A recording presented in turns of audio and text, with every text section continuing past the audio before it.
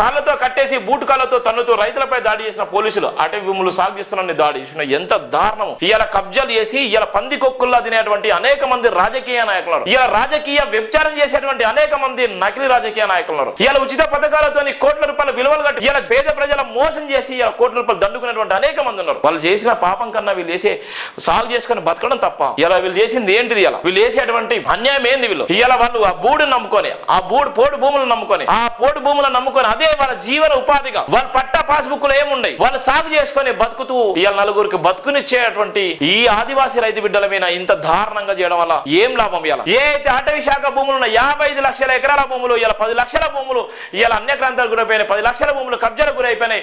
ఇలా ఉన్నటువంటి 45 లక్షల ఎకరాల భూములు మాత్రమే ఉన్నాయి.